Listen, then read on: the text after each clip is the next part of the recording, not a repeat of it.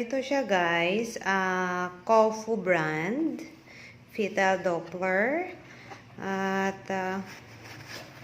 natapon ko na yung mga manual guys. Tapos Chinese naman, hindi naman mababasa. Tapos ganito siya. Ito yung ilalagay natin sa belly. Ito. Ayan.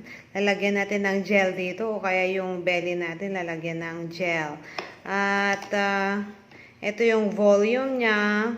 Power dito. Yan. Tapos may volume dyan. And may mga settings din na ganyan. Pag 2, yung mismong heartbeat ng baby. Tapos pag 3, ito yung duration, mga ganon. At yung 1, meron din savings. Isi-save mo siya, yung heartbeat ni baby. Tapos bago natin gamitin, iwa-warm up muna natin. Yan. Yan, naririnig yung yung voice doon. Tapos may lumalabas na heart. Ganyan. So, ganyan guys. Gagamit tayo ng gel. Etong gel, kinuha ko lang sa hospital. Kung wala po tayong gel guys, pwede yung mga moisturizer cream. Tapos, be sure lang na yung mga gagamitin nating moisturizer cream ay yung mga organic, walang toxic chemicals. Ay nabibili sa Mercury Drugs o kaya sa Watsons na yung KY Jelly, yun pwede rin yung gamitin guys. And then mag-spread tayo ng konti dito sa belly natin. Yan. Tapos, ayun, iwa-warm up muna natin tong Doppler. Yan siya. Iwa-warm up natin ganyan.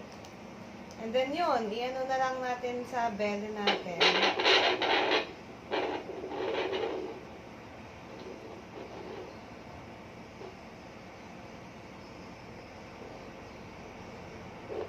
Tapos hahanapin natin yung heartbeat ng baby.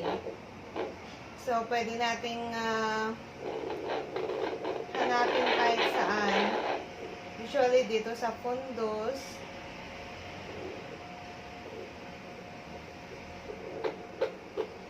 Yan.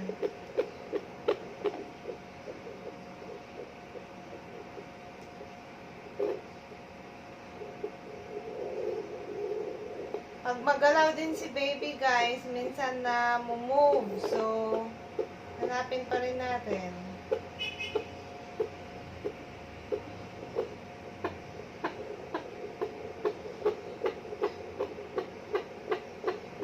Yan, naririnig nyo yan? 163. Yan siya, guys.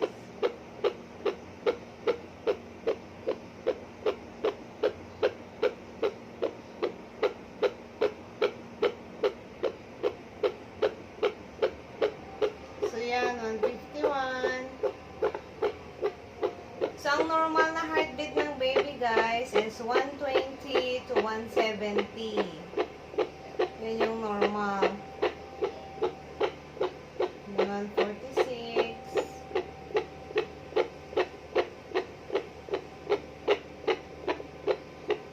Yun lang, guys. Tapos, ayun, makikita natin yung heart doon. Nagpa-pump siya. Pwede natin i-save dito. Ganyan. Yun. So, ang ginagawa ko guys, ginagawa ko to every week. Yun, i-check lang naman ang heartbeat ni baby kung okay.